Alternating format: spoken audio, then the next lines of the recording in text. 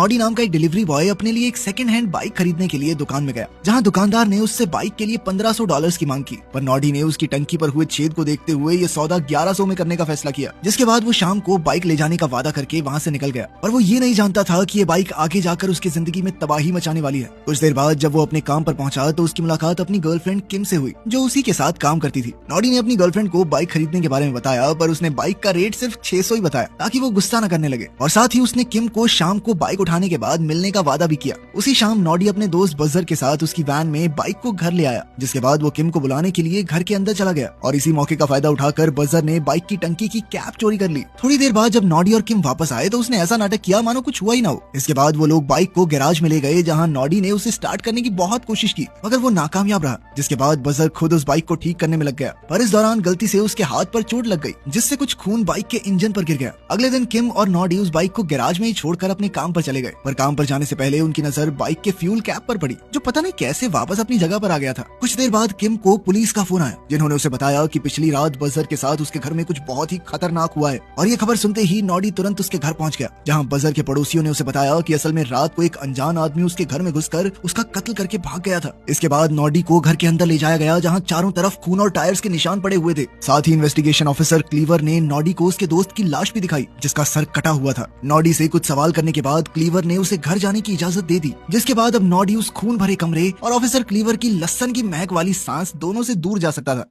वापस घर आने के बाद नॉडी दोबारा अपनी बाइक को ठीक करने में लग गया, और घंटों की मेहनत के बाद उसने बाइक की टंकी भी बदल दी। वहीं किम अभी भी बजर की मौत की खबर से उभर नहीं पाई थी, पर नॉडी को इस चीज से कोई खास फर्क नहीं पड़ रहा था, और वो घर से अपना हेलमेट लेने के लिए चला गया। जब किम नॉडी का इंतजार करते हुए गैराज में बाइक को निहार रही थी, तब वो ये नहीं जानती थी कि बाइक भी उस वक्त उसे ही देख रही है। कुछ देर बाद जब नॉडी अपना हेलमेट लेकर वापस आया तो वो अपनी नई बाइक को चलाने के लिए बहुत ज्यादा उत्सुक था, और वो तुरंत ही उसे लेकर सड़क पर निकल गया। अभी नॉडी ने अपनी बाइक का मजा लेना शुरू ही किया था कि तभी वहाँ पर वही बाइकर ग्रुप दोबारा से पहुंच गया, जिन्हें उस बाइक ने तुरंत ही पहचान लिया। जिसके बाद उस बाइक ने एक एक करके उन सभी बाइकर्स पर हमला करना शुरू कर दिया। ये सब देखकर नॉडी को कुछ भी समझ नहीं आ रहा था, और उसके लिए इससे भी बुरी खबर ये थी कि उन बाइकर्स ने चिल्ला चिल्ला कर ये ऐलान किया कि वो नॉडी से बदला जरूर लेंगे। पर इसके बावजूद भी नॉडी खुद को शांत करते हुए वापस अपने घर पहुंच गया। पर कुछ ही देर बाद इंस्पेक्टर क्लीवर ने उसके घर पर दस्तक दी, क्योंकि उन्हें अभी भी कुछ सवालों के जवाब नहीं मिले थे। और नॉडी से कुछ देर तक सवाल करने के बाद उन्होंने उसे बजर का कुछ सामान पकड़ाया ताकि वो उसे संभाल कर रख सके। पर जैसे ही नॉडी ने उस लिफाफे में नजर मारी तो वो जोर से चिल्लाने लग गया, क्योंकि उस लिफाफे में कुछ और नहीं बल्कि बजर का कटा हुआ सर पड़ा था।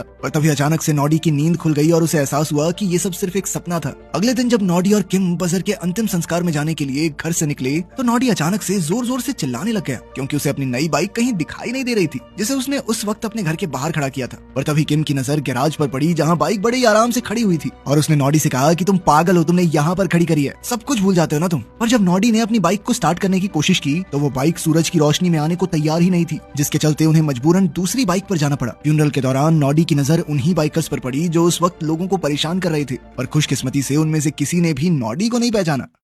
वापस घर आने के बाद नॉडी दोबारा से अपनी बाइक को ठीक करने में लग गया, और कुछ देर बाद उसकी बाइक चालू भी हो गई। पर वो ये नहीं जानता था कि उसकी बाइक सिर्फ इसलिए चालू हुई थी क्योंकि तब तक सूरज डूब चुका था। इसके बाद वो किम को अपनी बाइक पर बैठाकर एक बार में ले गया, जहाँ उसने अपनी बाइक को बाहर ही पार्क कर दिया। पर कुछ देर बाद जब वही बाइकर गैंग उस बार के बाहर से गुजरा तो उन्होंने तुरंत ही उस बाइक को पहचान लिया। उधर बार में नॉडी उस वक्त अपने और किम के लिए ड्रिंक्स ऑर्डर कर रहा था कि तभी अचानक रोज का चलाया हुआ एक तीर सीधा आकर उसके सामने पड़े टेबल पर लगा। और इसके बावजूद भी नॉडी उन सभी को नजरअंदाज करते हुए पूल खेलने चला गया, और वो बाइकर्स इतनी आसानी से उसका पीछा छोड़ने वाले नहीं थे। और अब रोच ने नॉडी को और ज्यादा उकसाना शुरू कर दिया। जब इससे भी बात नहीं बनी तो उसके एक साथी कूपर ने जाकर किम को छेड़ना शुरू कर दिया, और जब किम ने उसे दूर जाने को कहा तो कूपर ने गुस्से में पूल टेबल पर ही वार कर दिया। इसी मौके का फायदा उठाकर नॉडी ने उसे पीटना शुरू कर दिया, जिसके बाद रोच और उसके बाकी साथी भी इस लड़ाई में कूद गए, जिनसे बचने के लिए नॉडी और किम को काफी ज्यादा मेहनत करनी पड़ी। और इसी जद्दोजहद में वो लोग एक दूसरे कमरे में पहुंच गए, जहाँ कई सारे हथियार पड़े हुए थे। हथियारों को देखते ही रोच ने नॉडी पर एक तलवार से हमला करना शुरू कर दिया, जिसके बाद नॉडी को भी मजबूरन एक तलवार उठानी पड़ी। इसी बीच नॉडी ने रोच को टेबल से धक्का मारकर किम से कहा कि जल्दी बाहर जाकर बाइक स्टार्ट करो, ताकि वो लोग जल्द से जल्द वहाँ से भाग सकें। इधर किम अपने बॉयफ्रेंड की बात मानते हुए बाइक को स्टार्ट कर रही थी, लेकिन उसी वक्त नॉडी बाइकर्स से बचने के लिए ऊपर वाले कमरे की तरफ भागा। वो बाइकर्स इतनी जल्दी हार मानने वाले नहीं थे,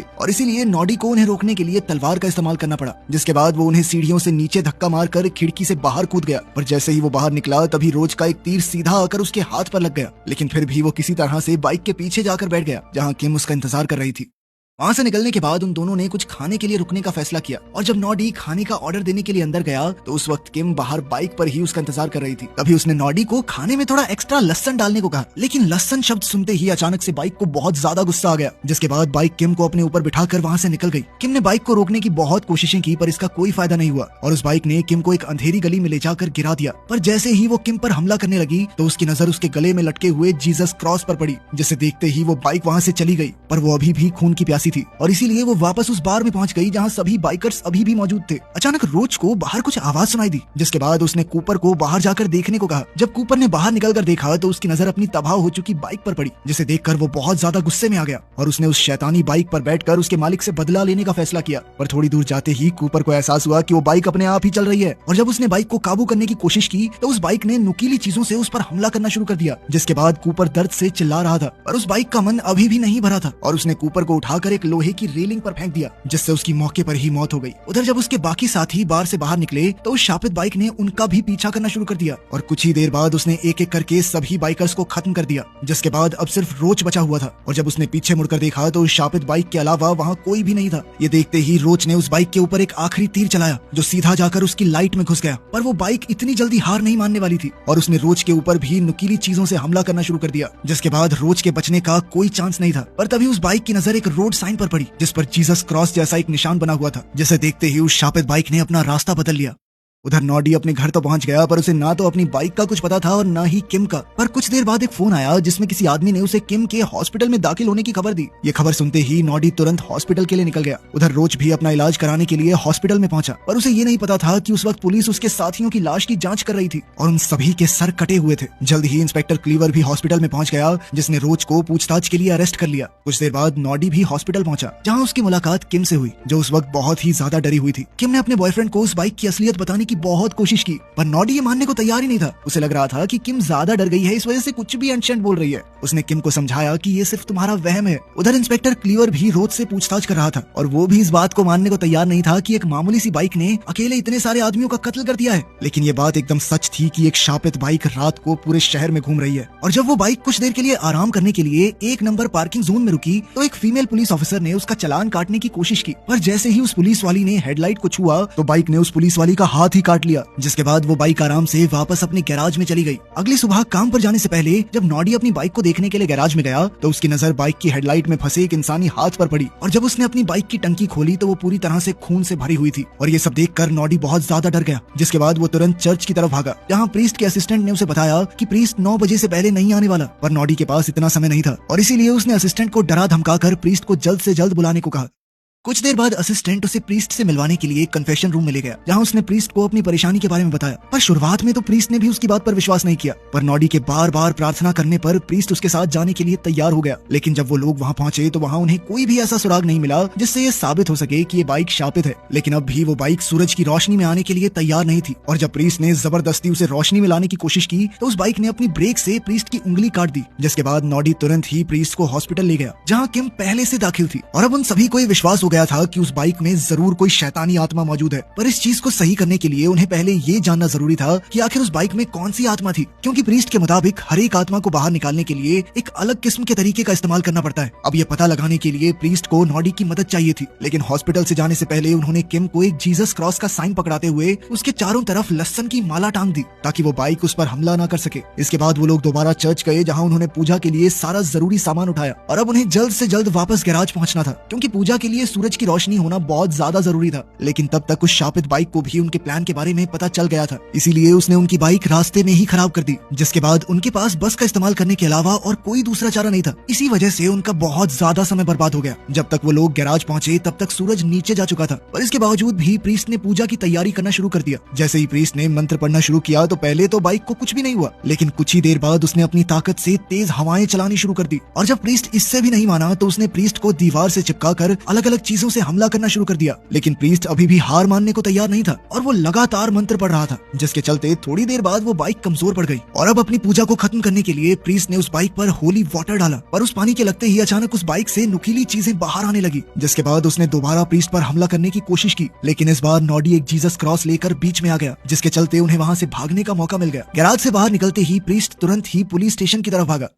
वहीं नॉडी उस बाइक को रोकने की कोशिश कर रहा था, पर वो ये बात अच्छे से जानता था कि वो ज्यादा देर तक इस बाइक को रोक नहीं पाएगा। थोड़ी देर बाद वो भी अपनी जान बचाने के लिए वहाँ से भाग गया। रास्ते में उसने एक पुलिस वाले की भी बाइक चुरा ली, क्योंकि वो शापित बाइक लगातार उसका पीछा कर रही थी। इस सब के दौरान 2 पुलिस वालों की नजर उस पर पड़ गई और उन्होंने तुरंत ही उसका पीछा करना शुरू कर दिया। पर वो शापित बाइक उन पुलिस वालों से बचते हुए तेजी से हॉस्पिटल की तरफ बढ़ रही थी और बदकिस्मती से ये वही हॉस्पिटल था जहाँ किम दाखिल थी। उधर हॉस्पिटल में साफ सफाई के दौरान एक नर्स ने सारी लहसुन की मालाओं को बाहर फेंक दिया और साथ ही उसने किम के गले से उसका जीसस वाला लॉकेट भी हटा दिया। कुछ देर बाद किम को इंजन की आवाज सुनाई दी, जिससे वो बहुत ज्यादा डर गई। तभी दरवाजे से एक नर्स खाना लेकर आई, जिसे देखकर किम शांत हो गई, पर अगले ही सेकंड वो शापित बाइक खिड़की तोड़ते हुए उसके कमरे के अंदर आ गई और उसने सीधा नर्स पर हमला करके उसे मार दिया। जिसके बाद अब उसका अगला निशाना कोई और नहीं बल्कि किम थी। अब किम ने तुरंत ही बिस्तर से नीचे उतरकर वो लॉकेट उठा लिया, जिसे देखकर वो बाइक वहाँ से निकलकर हाईवे पर चली गई, जो रोज के लिए बिल्कुल भी अच्छी खबर नहीं थी, क्योंकि वो तो अभी पुलिस स्टेशन से निकला ही था और अब उसके पीछे वो बाइक मौत बनकर घूम रही थी। उस बाइक को देखते ही रोच ने तेजी से वहां से भागने की कोशिश की, पर इसी बीच उसकी टक्कर एक गाड़ी से हो गई, जिसके चलते वो सीधा एक खिड़की तोड़ते हुए कॉफिन में घुस गया। रोच को खत्म करने के बाद अब उस बाइक का निशाना था नॉडी, और जैसे ही बाइक ने उस पर हमला किया तो वो बचने के लिए दीवार के ऊपर चढ़ गया और नॉडी तक पहुंचने के चक्कर में बाइक का टायर उसमें फंस गया। इसी मौके का फायदा उठाकर नॉडी ने उस बाइक को तालाब में गिरा दिया, जिसके बाद उसे लग रहा था कि सब कुछ सही हो गया है। पर कुछ ही देर बाद उसकी नजर बाइक की हेडलाइट्स पर पड़ी, जो अभी तक जल रही थी, और ये देखते ही वो अपनी जान बचाने के लिए रोड की तरफ भागा, जहाँ उसकी मुलाकात इंस्पेक्टर क्लीवर से हुई, जिन्हें तब तक सारी कहानी पता चल गई थी और उस वक्त उनके साथ किम और प्रीस्ट भी थे। पर नॉडी इतना ज्यादा डरा हुआ था कि वो उन सभी को नजरअंदाज करते हुए सीधा एक जिम में घुस गया और कुछ ही देर बाद वो बाइक भी वहां पहुंच गई। जब एक आदमी ने उसे रोकने की कोशिश की तो बाइक ने एक नुकीली चीज से उसके हाथ पर हमला कर दिया। ये देखते ही नॉडी की बस हो गई और उसने उस बाइक पर हमला करना शुरू कर दिया। लेकिन इस लड़ाई के दौरान नॉडी को भी काफी चोटें आ रही थी, लेकिन इस सब के बावजूद भी उसने बाइक की हेडलाइट पर जोर जोर से हमला करके उसे कुछ देर के लिए बेहोश कर दिया। आत्मा बेहोश हो गई, ये क्या था? तभी इंस्पेक्टर क्लीवर, किम और प्रीस्ट भी वहां पहुंच गए और जमीन पर पड़ी बाइक को देखकर उन्हें लगा कि शायद अब खतरा टल चुका है। पर कुछ ही सेकंड बाद बाइक ने दोबारा हमला करना शुरू कर दिया और इस बार उनके निशाने पर इंस्पेक्टर क्लीवर था। लेकिन क्लीवर हर समय लहसुन ही खाता रहता था शायद, और जैसे ही वो इंस्पेक्टर के पास आई तो क्लीवर ने अपनी लहसुन से भरी हुई सांस से उसके ऊपर हमला कर दिया, जिससे वो बाइक तुरंत ही पीछे हो गई। इसके बाद उसने नॉडी पर हमला करने की कोशिश की, पर जैसे ही वो नॉडी को खत्म करने वाली थी तभी नॉडी ने अनजाने में कमरे में मौजूद यूवी लाइट्स को ऑन कर दिया, जिसके चालू होते ही वो बाइक जमीन पर गिर गई। लेकिन अभी भी वो वापस खड़े होने की कोशिश कर रही थी। उसकी इस कोशिश को नाकाम करने के लिए इंस्पेक्टर क्लीवर उसके पास जाकर जोर जोर से सांसें मारने लगा। इसके बाद उन सभी ने बाइक को तबाह करने के लिए जीसस क्रॉस के साथ साथ कुछ मंत्रों का भी इस्तेमाल किया और उस बाइक को तबाह करने के बाद नॉडी और किम की जिंदगी दोबारा से पहले जैसी हो गई। एक दिन जब नॉडी अपनी बाइक को ठीक कर रहा था तो अनजाने में उसका हाथ कट गया और उससे निकल रहे खून को साफ करने के लिए उसने एक कपड़े का इस्तेमाल किया। लेकिन किम ने कहा कि उन्हें डॉक्टर के पास जाना चाहिए और उन्होंने उस कपड़े को वहीं पर छोड़ दिया, जिससे निकल रही खून की कुछ बूंदें नीचे पड़ी उस बाइक की टंकी पर गिर गई, जिसने तुरंत ही उस कपड़े को अंदर खींच लिया, जिसका मतलब था कि वो बाइक अभी भी जिंदा। ऐसी और मूवी एक्सप्लेन वीडियो के लिए वीडियो को लाइक करें और फॉलो करना ना भूलें।